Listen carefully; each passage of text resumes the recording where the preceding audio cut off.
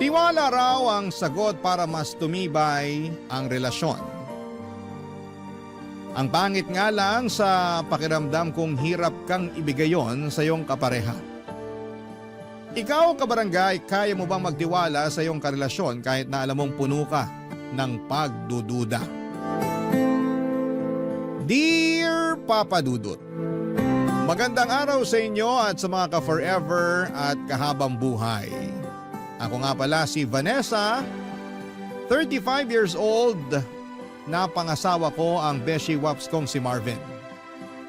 Kaedad ko rin siya, 10 years old pa lamang kami nang maging matalik kaming magkaibigan.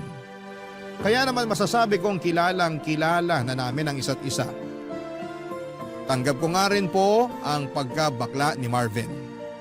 Opo, isang binabae ang napangasawa ko pero hindi yon naging hadlang para mahalin ko siya.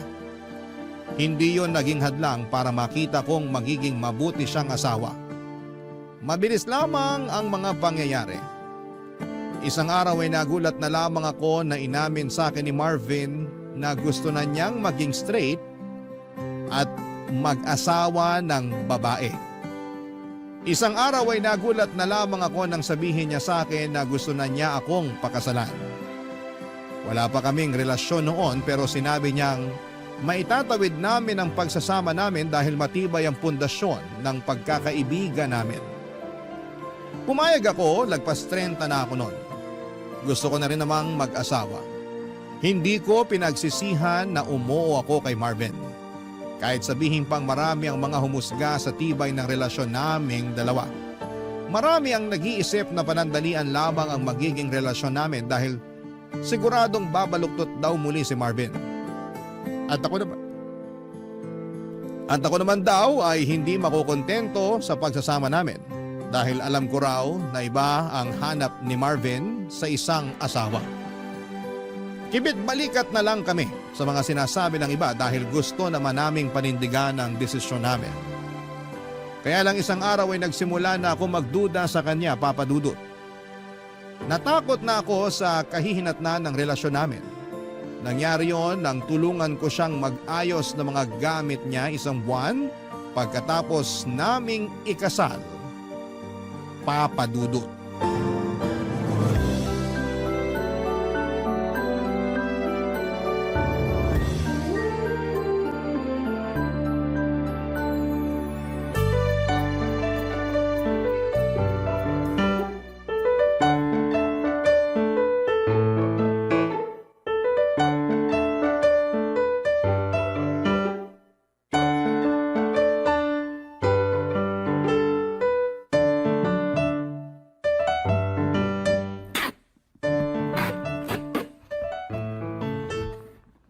Sana pala, kaysa inuna nating mag-honeymoon, inasikaso na lang muna natin tong mga gamit mo.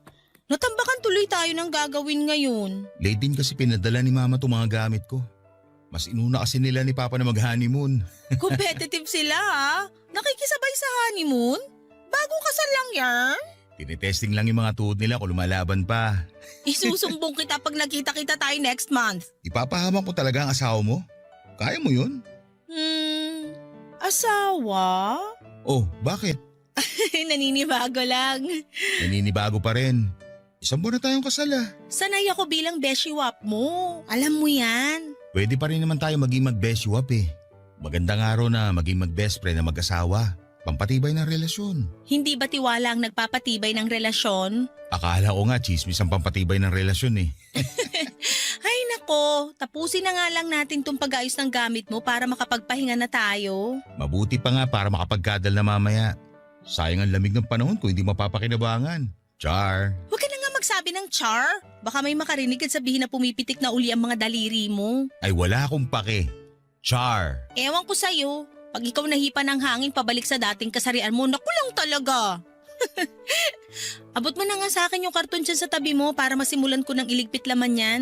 O heto, dahan-dahan ha. Mabigat to. Ano ba laman itong karton na to? Napakabigat. Hindi ko natanda. Check mo na lang. Ano nga ba laman ito? Make-up? Bestida? High heels? Ah, yan pala laman yan box. Doon mo na lang ilagay sa dulong cabinet kasama ng mga ibang abubot ko. Bakit meron pa rin itong mga to. Bakit ko naman kasi tatapon yan? Pwede pa naman niya magamit. Bago pa nga ang iba dyan eh. Lalo na yung mga makeup.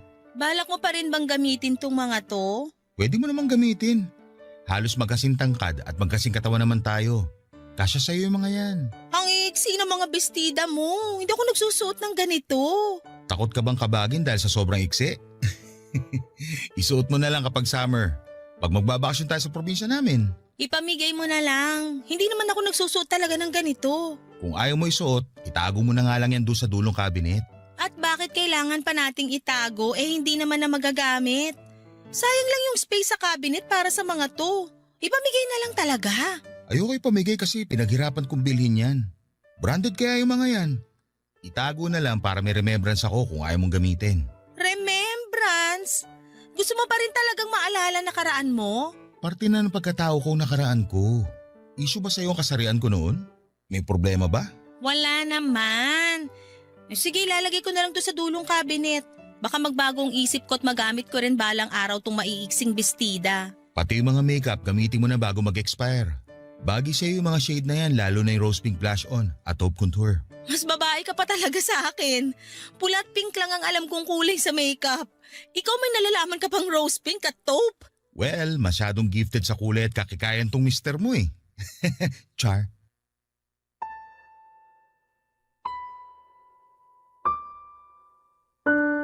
Alam kong nagbibiro lang noon si Marvin sa pagbabakla-baklaan niya. Pero medyo kumabog ng kaunti ang dibdib ko dahil mansyado pa rin ang pagiging bakla niya para sa akin.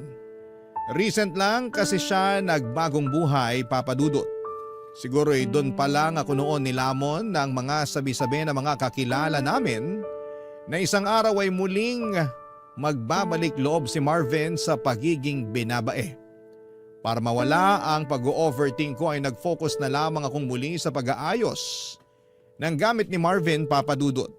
Marami pa ako nakita roon ng mga gamit niyang pangbabae.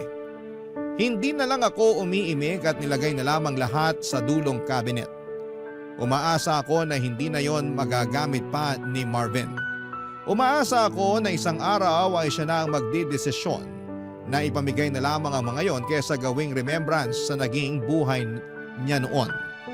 Natatandaan ko pa na kasama ako noon lagi ni Marvin na bumili ng mga damit na pangrampa niya. Ako lagi ang tumutulong sa pagbibitbit ng mga pinag-shopping niya para sa pageant na sinasalihan niya noon. Pati nga yung mga damit na isusuot niya para sa mga date niya. Ako rin, Papa Dudut, ang kasama niya sa pagbili noon. Nakakatawa lang na isipin na asawa ko na ang beshi waps kong bakla na mas babae pa kung umasta noon sa akin. Minsan nakakaduda talaga kung totoong gusto na niyang maging straight o nape-pressure lamang siya ng iba para yakapin ang una at totoong kasarian niya. Lalo na kapag may kasama siyang ibang lalaki. Lalo na yung alam kong tipo niyang lalaki. Lumakas ang kaba ko lalo na noong pinakilala niya sa akin ang bago niyang katrabaho na si Deo. Kaedad lang din namin at gwapo pa. Dinala niya sa bahay namin isang gabi para makikain sa amin ng hapunan, Papa Dudut.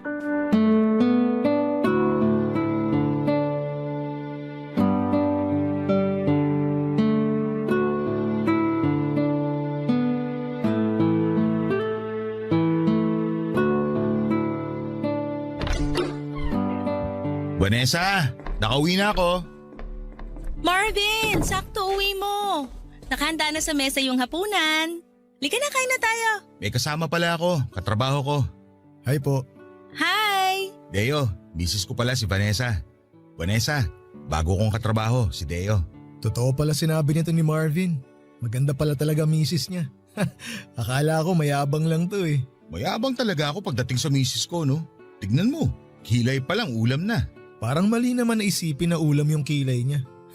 Pero ang ganda nga ng kilay. Makapal at on fleek. Ako ang nagkikilay dyan tuwing day off ko. Ipaghihayabang ko lang ha. Tigilan nyo na yung kilay ko, baka mausog at magkauban bigla. Tara na sa kusina para makakain na. Kain na. Sana wala kang allergy sa hipon, Deo. Masarap pa naman tong buttered shrimp na niluto ko. Marami pa. Paborito ko to. Nako, hindi to makakatulong sa abs ko. Mapaparami kain ko nito. Nga pala Vanessa, matindi ang abs nitong si Deo. Pang sparkle artist sa GMA. Ipakita mo nga ngayon Deo. Wag na, ano ka ba? Nakakahiya naman na sa harapan pa ng mga hipon papakita tong abs ko. Kesa naman mamaya mo pa ipakita yan lulubog na yan kapag naparami ka ng kain ng hipon at kanin. Huwag mo na lantad yung abs mo. Naniniwala naman akong pang-artista yung nasa tiyan mo. Kain na lang tayo, Marvin. Baka magtampo pa tong mga hipon kasi mas paborito natin pag-usapan yung abs ni Deo. Umaalog na tong abs ko sa humor mo, Vanessa. Gets ko na talaga kung bakit na-inlove sa ito si Marvin. Sense of humor mo palang ulam na eh.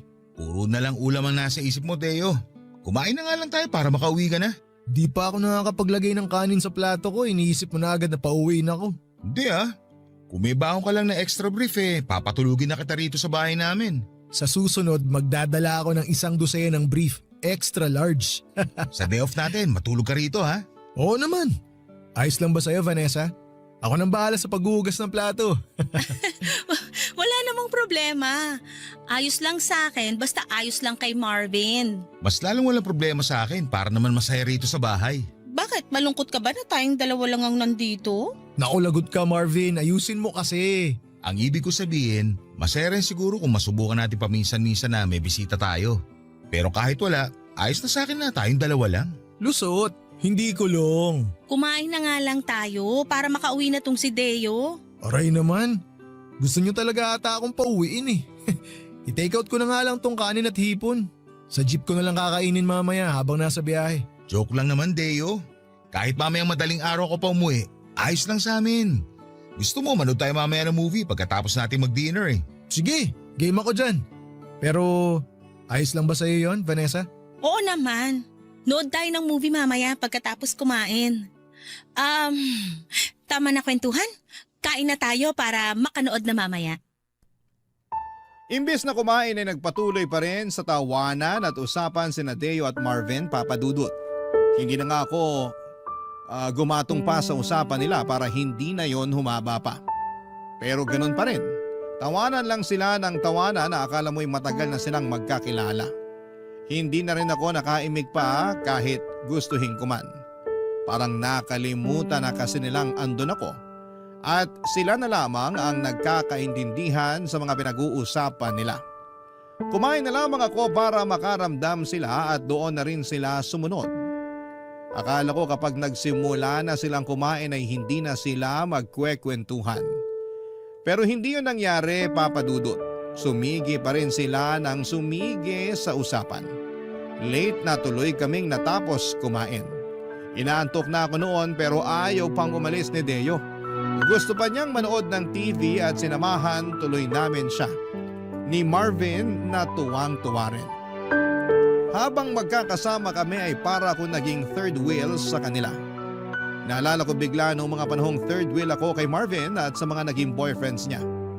Ako lagi noon ang bumabangka sa kwentuhan dahil madalas ay nagkakahiyaan silang magkakarelasyon.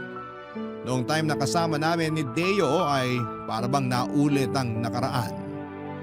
Ang kaibahan lamang, silang dalawa ni Marvin ang bumabangka sa usapan samantalang ako ay tahimik lang. Hindi ko noon alam ang mararamdaman. Nakikita kong masaya si Marvin kasama ang kaibigan at katrabahong si Deo. Pero ang sakit lang na makitang parang mas masaya siyang kasama si Deo kesa sa akin ang mismong asawa niya. Mas lumalim lang tuloy ang selos. At pagdududa ko, Papa Dudut, kung totoo ba ang kagustuhan ni Marvin na magbagong buhay na. Papa Dudut. Barangay Love Stories. Barangay Love Stories. Sa pagdaan ng mga araw, Papa Dudut, ay hindi ko sinabi kay Marvin ang totoong nararamdaman ko. Takot akong magising ang pagkabakla niya oras na maparami ang oras na kasama niya si Deo. 6 na araw pa naman sa loob ng 1 linggo kung magkasama sila sa trabaho. Hindi ko alam kung ano ang ginagawa nila sa tuwing magkasama sila sa opisina. Madalas akong napapraning lalo't nasa bahay lamang ako palagi. Naka-work from home kasi ako at halos wala naman akong ginagawa masyado sa trabaho ko.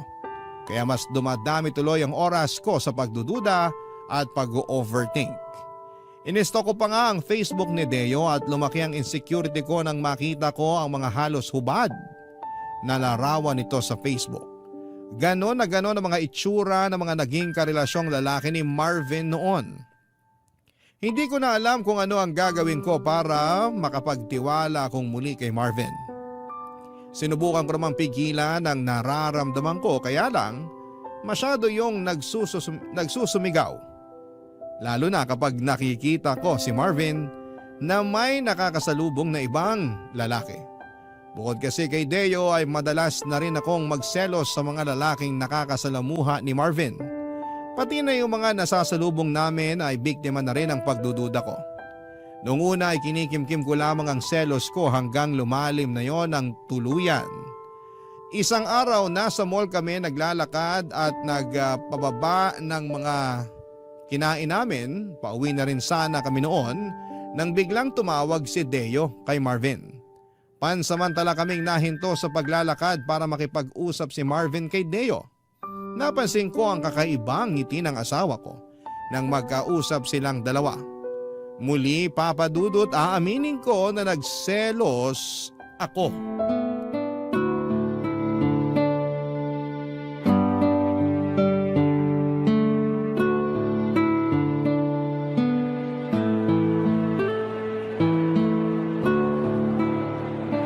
Ang hirap namang matunaw nung kinain nating kaldereta.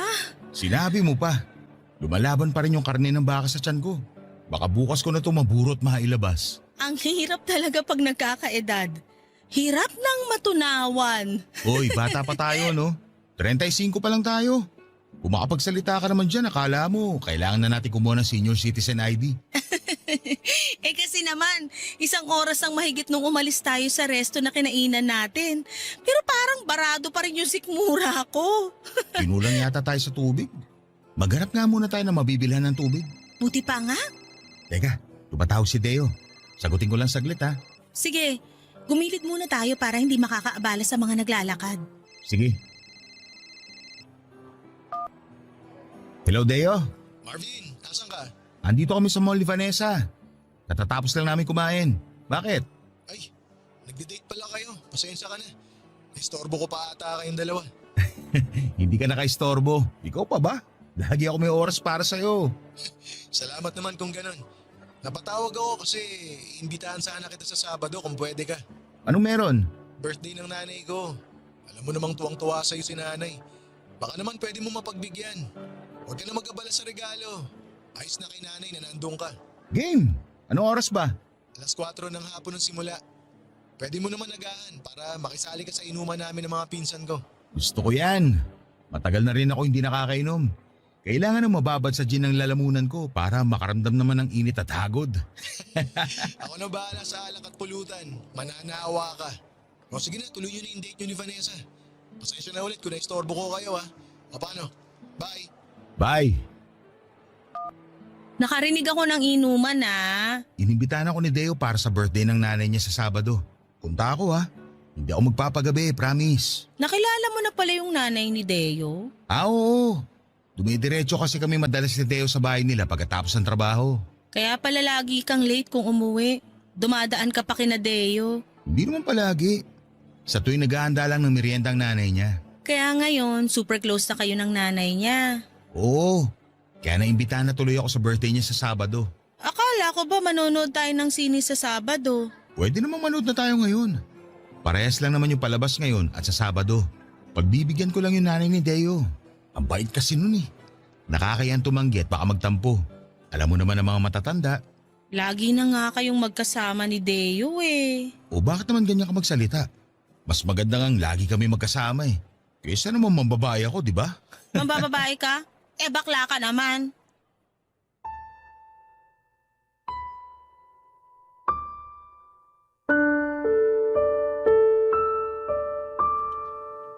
Papa Dudut, hindi ko maiwasang masabi yon kay Marvin dahil sa inis at selos ko. Nawala ang ngiti ni Marvin at napatitig na lamang siya sa akin. Hindi siya makapaniwala sa mga sinabi ko at hindi namin pinag-usapan yon pagkatapos. Nagpanggap na lamang kami na parang walang nangyari. Tahimik kaming pareho habang pinagpapatuloy ang paglalakad. Alam naming nagbago ang mood namin pero wala ni isa sa amin ay walang gustong umamin. Gusto lang naming parehong makaiwas sa away at maiwasang mapag-usapan ang tungkol sa pagbulalas ko sa pagiging bakla ni Marvin. Naghanap kami ng mabibilhan ng tubig at nang nakabili na kami, nag-aya na agad si Marvin na umuwi na. Napagod na raw siyang maglakad. Gusto na raw niyang magpahinga. Tumango na lamang ako at sumunod sa kanya. Hanggang sa pagsakay ng jeep ay tahimik kaming pareho, Papa Dudut. Pati sa pag-uwi sa bahay ay ganun din. Nagkulong siya sa kwarto at ako naman ay naglinis ng mga naiwan naming kalat sa sala. Kinabukasan ay naging okay na ulit kami pero ramdam pa rin namin ang ilangan sa isa't isa. Wala pa rin ni isa sa amin ang gustong pag-usapan ng mga nangyari sa mall. Isang hapon ay hindi ako mapakali at parang may nagtutulak sa akin para kausapin si Deo. Gusto ko siyang makausap para malaman niya ang nakaraan ni Marvin at para alam din niya kung saan siya lulugar. Baka sakaling maisip niyang irespeto ang relasyon naming mag-asawa. Alam kong emosyon ko ang nagdidikta noon sa akin at mali ko na sumunod ako sa gusto noon. Kinuha ko ang cellphone ko at tinawagan si Deo.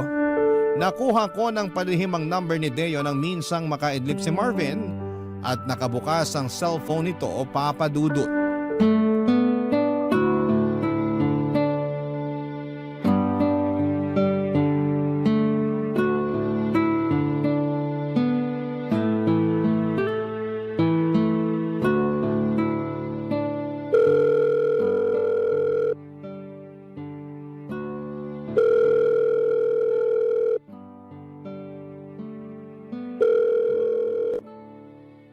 Hello? Sino to? Hello, Deo. Si Vanessa to. Yung asawa ni Marvin. Vanessa, ikaw pala. Nagulat naman ako. Hinahanap mo ba si Marvin? Katabi mo ba siya ngayon? Nasa 4th floor siya ngayon eh. Kausap boss namin. May ibibilin ka ba sa kanya? Wala naman. Kung pwede nga sana wag mo nang sabihin na tumawag ako sa'yo. Ha? Bakit? May problema ba? Meron May tampuhan ba kayo ni Marvin? Gusto mo kausapin ko siya para magkaayos kayo? Wala naman. May iba akong problema. Tungkol saan ba yung problema? May tutulong ba ako? Tungkol sa'yo. At oo, makakatulong ka sa akin. Tungkol sa akin? Teka, may nagawa ba ako sa'yo? Ay. Alam mo bang dating bakla si Marvin? Hindi niya nakwento pero ramdam ko naman. Ilantik pa lang ng daliri hindi na kailangan pag-usapan Mag-beshiwap kami ni Marvin mula nung 10 years old kami. Bakla na siya noon pa man. Tapos last year lang nagplano na siyang maging straight na lalaki. Para magawa yon, inaya niya ako magpakasal. Pumayag ako agad. Grabe! Akala ko sa Barangay Love Stories lang nangyayari yung mga ganyang kwento Seryoso ko. Ano naman ngayon ang problema kung sakali? Hindi ka ba naniniwalang straight na siya? Medyo alanganin, lalo na nung pinakilala ka niya sa akin. Bakit naman ako nadamay sa problema? Katrabaho niya lang naman ako. Pero kasi nung bakla pa siya, mga tipo mo yung ginujowa niya. Mapuputla na macho. Alam ko yun kasi ako ang tulay niya lagi sa mga naging jowa niya noon.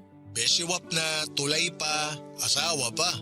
Talo mo pa 3-in-1 na kape Ikaw na. Pasensya ka na kung sinasabi ko sa'yo to ngayon ha. Ayos lang, walang problema. Mabuti nga't nasabi mo to sa akin. Ngayon alam ko na kung saan ako lulugar. Nadamay ka pa sa pagsiselos ko. Pasensya ka na talaga. Wala yun. Pero matanong lang kita. Wala ka bang tiwala kay Marvin? Dati, meron. Kaya lang nagduda na ako nung lagi na kayong nagkakasama. Lagi talaga kami magkasama kasi magkatrabaho kami. Diyan nga ako takot Dahil halos 9 hours kayong magkasama sa trabaho. Imposibleng hindi kayo magka-developan. Pagdating sa parting yan, malabo yan. Paanong malabo? Lagi kang binibida ni Marvin. Panay ang papuri niya sa kagwapuhan mo. Lalo na sa abs mo. Kahit sinong misis magdududa kung bukang bibig lagi ng mister yung katrabaho niya. Ako na nagsasabi sa'yo, kahit pa 15 hours kami magkasama ni Marvin sa trabaho, malabo magkagustuhan kaming dalawa. Bakit naman? Kasi may boyfriend na ako. 2 years na kami mahigit at masaya kami sa relasyon namin. Walang dahilan para magloko. Bakla ka rin? Hindi ba halata? Hindi lang pumipilantik mga daliri ko pero kulay pink ang pagkatao ko. Akala ko straight ka. Hayaan mo, sa susunod ipapakilala ko sa'yo boyfriend ko. Naipakilala ko na siya kay Marvin noon. Nakakasama nga namin madalas kapag nagmimerienda kami sa bahay. Alam mo magandang idea din kung tatry mong sumama sa amin minsan ni Marvin para mawala yung pagdududa mo sa asawa mo. Ang akala ni Deo ay mawawala noon ang pagdududa ko kapag nalaman kong may boyfriend na siya. Pero kabaligtaran ang mga nangyari. Mas lalo akong nakaramdam ng selos at mas lalo akong kinabahan. Kung bakla rin pala si Deo ay mas malaki ang chance na magka-developan sila ni Marvin. Kahit sabihin pang may boyfriend na si Deo, pero dahil uso ang cheating ngayon ay hindi ako pwedeng maging kampante. Tinapos ko na kaagad ang tawag dahil halos hindi na ako makahinga dala ng sobrang kaba. Pagkatapos noon ay sinubukan ko na lang na mag-focus sa trabaho ko pero hindi yun nangyari. Ang utak ko ay nakalipad sa future. Iniisip kong balang araw ba ay makakayanan kong tanggapin pag nagka-developan na sina Marvin at Deo. Parang nanikip ang dibdib ko sa iniisip ko. Mahal ko na si Marvin at wala akong ibang gustong mangyari kundi ang maalagaan ang pagsasama naming mag-asawa. Kinagabihan ay umuwi si Marvin na kasimangot ito at halatang galit. May kutob akong sa akin siya galit at tama naman ako. Alam pala niyang tinawagan ko si Deo. Hindi raw napansin ni Deo na nakabalik na si Marvin mula sa 4th floor at nasa likuran lang siya nito habang magkausap kaming dalawa sa cellphone. Narinig ni Marvin ang pag-a-assure sa akin ni Deo na walang pwedeng mangyari sa kanilang dalawa dahil may boyfriend ito. Guilty ako noon at panay ang sorry ko pero inis na inis pa rin si Marvin sa akin. Sa sala siya natulog at iniwasan niya ako hanggang kinabukasan. Nahiya ako sa ginawa ko at hindi ko alam kung papaano makakabawi sa asawa ko sa ginawa ko sa kanya. Papadudot nagsisisi ako kung bakit hinayaan kong magpadaig sa emosyon ko. Nagkaroon na tuloy ako ng lamat. Ang pagsasama namin ng asawa kong si Marvin, papadudot. Barangay Love Stories. Barangay Love Stories. Nagkaayos din naman kami ni Marvin pero hindi na kami katulad ng dati, papadudot. Nagbago na siya sa akin at alam kong dala yon ang kawalan ko ng tiwala sa kanya. Kilala ko si Marvin, ang pinakaayaw niya sa lahat ay ang mga taong pinagdududahan siya sa kahit na anong paraan at kadahilanan. Hindi ko man lang pinag-isipan ang ginawa ko. Alam kong nasaktan ko siya at hindi ko alam kung paano pa makakabawi. Mabilis pa namang mawala ng gana si Marvin kapag may nagawa kang hindi maganda sa kanya. Lalo na kung mismong karelasyon niya ang nakagawa ng masama sa kanya. Naalala ko nga yung isang karelasyon niya na siloso. Agad na hiniwalayan ni Marvin nang malaman nitong ini-stalk niya ang mga ex ni Marvin. Hindi raw siya komportable sa ganon. Kaya kahit gaano pa niya kamahal ang ex niyang yon ay iniwan niya agad para sa peace of mind niya. Dahil sa pag-alala ko sa ex ni Marvin ay natakot ako. Kaya nakipag-ayos agad ako sa kanya at ginawa ko ang lahat para mapatawad na niya ang mga nagawa ko. Kinulit ko siya hanggang sa mapilitan na siyang makipag-ayos sa akin. Nag-promise ako sa kanya na hindi na mauulit ang pagdududa ko. Naniwala naman siya at bumalik na kami sa dati at sinimulan ko nang magtiwala. Kahit medyo aminado ako na medyo nakakaramdam pa rin ako ng selos kay Deo, ay sinikap kong huwag yung ipahalata kay Marvin kapag magkasama kami. Kaya lang isang araw ay nakaramdam na naman ako ng selos, hindi kay Deo kundi sa ibang mga lalaki na nakakasalubong namin sa paglalakad namin sa mall. Nadugtungan na naman ang lamat ng aming relasyon ng dahil doon.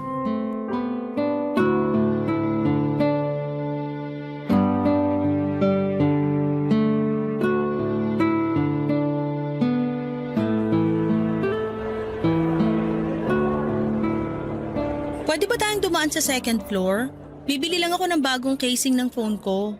Sure ka? Mas mura kaya online. Umorder ka na lang, free shipping pa. Sale pa naman bukas. Pwede, pero check pa rin natin dito. Maaga pa naman eh. Okay, pero dalang muna tayo sa pharmacy. Bibili lang ako ng vitamins ko. Ay sakto, ubus na rin yung vitamins ko. Oo nga pala, O ano yon? wala. May nasalubong ka lang na gwapo na tahimik ka na bigla? Ano na naman ba ang pinupunto mo? Wala naman. Huwag mo sabihin pinagsisilosa mo yung nasalubong natin. Masama ba? Natahimik ka nung dumaan siya eh. Wow, grabe. Ang lagkit pa ng tingin mo. Ni minsan hindi mo ako tiningnan ng ganon. Seryoso ka ba? Akala ko ba hindi ka na magsiselos? Akala ko rin eh. Pero iba yung dating sa'yo nung nasalubong natin. Parang gusto mong lundagan. Parang gusto mong lapain. Ganyan talaga kahayok sa lalaki ang tingin mo sa akin? Una si Deo. Tapos ngayon ibang lalaki naman. Ang saklap ha. Pati hindi ko kilala pinagsisilosan mo. Nakakaselos kasing reaksyon mo nung dumaan yung lalaking yon. Kakaiba yung tingin mo eh. Masama na ba tumingin sa ibang tao ngayon? Anong gusto mo? Sa'yo lang nakadikit ang mga mata ko. Tama na nga, ayoko na ng away. Ayaw mo ng away. Pero ikaw naman to nagsimula. Kaya nga tinatapos ko na, di ba? Ano bang dapat kong gawin para matigil ka na sa pagsiselos mo? Wala. Tama na. Ayoko ng pag-usapan. Pag-usapan natin to para matapos na. Pag pinag-usapan natin to, baka relasyon na natin yung matapos. Matatapos talaga tong relasyon natin kung panay duda ka. Hindi kita pinagdudahan kanina. Nagselos at nagtaka lang ako. Ganon din yun. Hindi ka magsiselos kung hindi ka nagdududa. Umuwi na nga lang tayo. Wala na ako sa mood. Ikaw pa tong nawala sa mood ha. Eh di sorry na. Sorry kung pinagsilosan ko yung nasalubong natin. Huwag ka mag-alala. Last na yon. Duda ako. Pag nasimula mo na magselos, tuloy-tuloy ka na. Ganyan ka sa ex mo dati. Halos sakali mo na sa kakaselos mo. Alam mo naman palang selosa ako dati pa. Pero bakit pinakasalan mo pa ako? Kasi akala ko, bilang ilang dekada na tayo magkaibigan, buo na ang tiwala mo sa akin. Hindi ka pa tapos dumakdak? Ikaw, hindi ka pa tapos magselos? Hindi pa ako pwedeng manalo sa usapan na to? Bakit ko hayaang manalo yung pagsiselos mo? May karapatan ako magselos dahil asawa kita. Dahil mahal kita. Kahit asawa kita, wala ang karapatang pagdudahan ako. Lalo ng kasarian ko. Hindi ako nagdududa sa kasarian mo. Sinungaling, kung hindi ka duda sa kasarian ko, bakit halos ikamatay mo yung kakaselos sa lalaki na kasalubong natin? Hindi ako nakasagot sa sinabi ni Marvin Papadudut. Nahiya ako bigla dahil alam kong tama siya. Talaga namang nagdududa pa rin ako sa kasarian niya pero hindi ko magawang aminin yon sa harapan niya. Nang hindi na ako sumagot ay naglakad na ng mabilis si Marvin para makalabas na ng mall. Humabol naman ako pero hindi kami nag-usap. Sabay pa rin kaming sumakay ng taxi pa uwi at hindi pa rin kami nag-iinikan sa loob ng taxi hanggang sa makauwi kami ng bahay. Hindi na ako muling kinausapan ni Marvin kahit ilang beses na ako nag-attempt na pag-usapan namin ang mga nangyari. Alam kong napagod na siya sa ginagawa ko at kahit ako ay pagod na rin namang magduda. Kaya lang ay hindi ko pa ma-practice na magtiwala ng buo sa kanya. Hindi ko maipaliwanag sa kanya kung bakit ganon akong magduda. Ayokong galitin pa siya lalo kaya naman ako na rin mismo ang dumistansya. Sa mga sumunod na araw ay hindi na kami tuluyang naayos. Lagi na lang late kung umuwi si Marvin at hindi na kami nakakapag-usap tulad ng dati. Nanlamig na siya ng tuluyan sa akin, mas lalo tuloy akong napraning dahil sa mga inaakto niya. Dahil sa pagdistansya niya sa akin ay naisip kong mas lalo lang lalaki ang chance na mapalapit siya kay Deo o sa ibang lalaki na makakasalamuha niya. Baka nga, Para makaganti sa akin ay manlalaki na siya para lang patunayan ang mga pagdududa ko sa kanya. Natakot ako lalo sa mga iniisip ko, Papa Dudut. Kaya bago pa umabot sa puntong yon ay kinausap ko na siya. Nahirapan akong harapin siya noong una dahil nga sa panayang iwas niya. Pero napilitan din siya na makipag-usap sa akin nang ma-realize nito marahil na hindi na namin pwedeng iwasan ang isyo na namamagitan sa aming dalawa. Nagkausap na ulit kami at sinikap na ayusin kung ano man ang naging gusot noong nakaraan, Papa Dudut.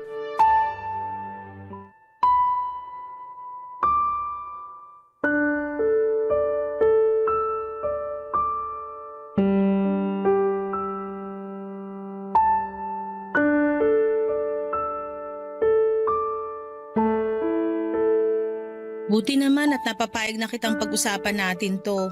Wala naman na sana pag-uusapan kung marunong ka lang magtiwala. Ilang beses ko bang kailangang mag-sorry? Nakakapagod na ah. Nakakapagod mag-sorry, pero magduda hindi. Sana baliktad na lang. Makinig ka. Alam kong hindi ko na mababawi yung pagdududa at pagsiselos ko sa'yo nung mga nakaraan.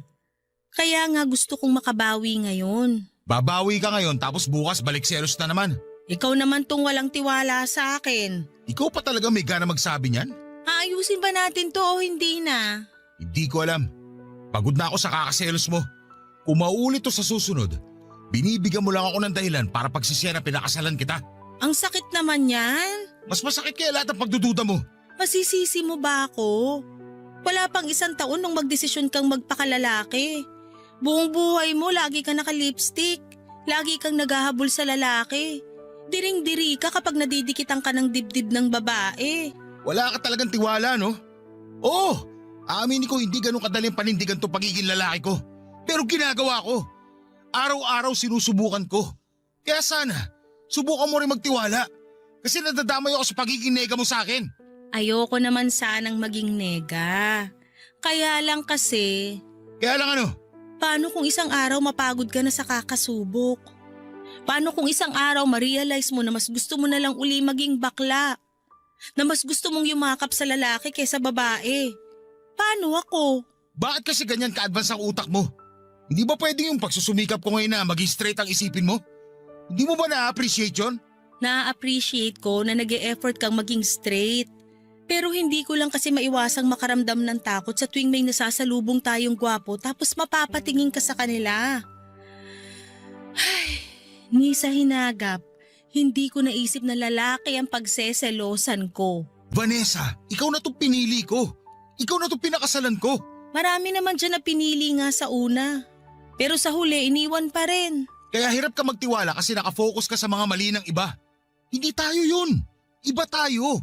Mahal kita at mahal mo ko. Hindi ba pwedeng yun na lang atupagin natin ngayon? Kesa lagi tayo mag-aaway dahil sa walang kwentang pagdududa mo. Paano bang gagawin ko? Nahihirapan na rin ako eh. Gustuhin ko man na di magselos. Pero ramdam ko pa rin eh. Lalo tuwing wala ka rito sa bahay at kasama mo si Deo. Si Deo na naman? Ilang beses ko bang sasabihin sa'yo na magkaibigan lang kami? May karelasyon yun. Nakakahiya na pati siya idadamay mo sa pagsiselos mo. Kasi naman, panay-puri ka sa itsura niya. Lagi mong binabalita sa akin kapag pumapasok siya sa opisina niyo na mala artista yung datingan. Dahil lang doon kaya ka nagdududa? Mas matakot kapag naglilihim na ako tungkol kay Deo. Pati na rin sa ibang mga lalaki nakakasalamuha ko. Ibig sabihin lang nun, may mali siya na sa akin. Ayan, kinabahan na naman ako lalo. Bakit kailangan mong sabihin yan? Ay, eto. Naalala mo nung grade 6 tayo? Wala teacher natin nun tapos naglaro tayo ng truth or consequence. Naalala mo yung sinabi ko nun? Hindi ko na naaalala. O sige, para bumalik lang sa alaala mo. Nung tumuro sa akin ng bote at truth ang pinili ko, tinanong ako ng kaklase natin si Tracy kung may crush daw ba ako sa'yo. Ay oo, naalala ko na. Sumagot ka ng oo. Tapos nung tumuro uli sa'yo yung bote at consequence naman ang napili mo. Siguro naman natatandaan mo. Napaghalik sa'yo yung consequence na gusto nila ipagawa sa akin nun. At ginawa mo nga. Ramdam ko pa yung panlalamig ng labi mo. May halo pang nginig. Ikaw ba naman makascore sa crush mo? Hindi ba manlalamig labi mo sa kaba? Ako pa yata yung first kiss mo eh. At puppy love ko. Talaga? Ako? Hindi man ikaw ang first love ko, pero ikaw ang puppy love ko. Ikaw ang pinakaunang kilig sa buhay ko bago ako lumiko at natuto man lalaki. Ay, aaminin ko sa'yo, na-attract pa rin ako sa lalaki. Aaminin ko rin, nung bagong pasok si Deo sa office namin, nagkakrush ako sa kanya. Pero panandalian lang yun. Nawala rin kagad na ma-realize ko na maayos pala siya na maging kaibigan. Hindi ko alam kung nakatulong ba yung sinabi mo sa pagiging selosa ko. Ito, hindi ko alam kung makakatulong pero susubukan ko. Walang halong biro. Ikaw na ang gusto kong makasama habang buhay. Wala nang iba. Napakaswerte kong napangasawa ko ang best friend ko. At napakatanga ko kung gagawa pa ako ng dahilan para magkahiwalay tayo. Oo, ramdam ko pa rin ang pagiging bakla ko. Hindi ko agad yun matatanggal sa sistema ko. Pero kung meron pa akong isang hindi matanggal sa sistema ko, yun yung kagustuhan ko na maging katuwang ka sa buhay at makasama ka hanggang sa pagtanda. Nakatitig lang sa akin si Marvin habang sinasabi ang mga linya niyang yon. Aaminin kong nakatulong yon para mabawasan ang nararamdaman kong selos at pagdududa. Niyakap ko na lamang siya dahil hindi ko rin alam kung ano ang susunod na sasabihin para hindi masira ang moment namin. Pagkatapos noon ay nagbalik na kaming muli sa masayang relasyon namin. Kaya lang, ramdam ko na noon ng pagiging maingat ni Marvin. Ramdam ko rin na napapraning na siya sa tuwing lumalabas kami at nakakasalubong kami ng gwapong lalaki. Iniiwasan na rin niya si Deo at ramdam ko ang lungkot niya noon. Alam ko naging close na silang dalawa at nakasira lamang ang pagsiselos ko sa samahan nila. Aaminin ko na hanggang ngayon ay hindi pa ganoong kabuo ang tiwala ko kay Marvin. Siguro'y likas na sa akin ang magduda dahil yun na ang nakasanayan ko sa mga dating nakarelasyon ko. Pero bala ko na sana yung itigil kaya lang ay hindi ko alam kung papaano. Ayoko magkasira kami ni Marvin dahil wala na akong ibang gustong makasama kundi siya na lamang talaga. Lalo't nagbabalak na kaming magkaroon ng anak bago matapos ang taong ito. Hindi naman makakatulong kung may ilangan pa kami pagdating sa tiwala kung paplanuhin na naming bumuo ng pamilya. Baka naman may tips kayo kung paano mawawala ang pag-overthink ko. Kung paano mawawala ang pagdududa at ang pagsiselos ko. Gusto ko sanang maayos ang relasyon namin pero sana'y matulungan ninyo ako kung papaano. Salamat po sa mga susubok na tumulong at magpadala ng komento sa inyong Facebook page. Salamat na rin po sa team sa Barangay LS sa pagdinig at pagbabahagi ng aking kwento. Ang inyong forever kapuso at kabarangay, Vanessa. Barangay Love Stories. Barangay Love Stories. Nalilito pa rin sa live ang ating kabarangay. Ano kaya ang maipapayo mo sa kanya? Ibahagi mo yan sa ating comment section para mabasa rin niya. Nagustuhan ng iyong napakinggan? Ituloy yan via live stream sa www.gmanetwork.com/radio. In Mega Manila, 97.1.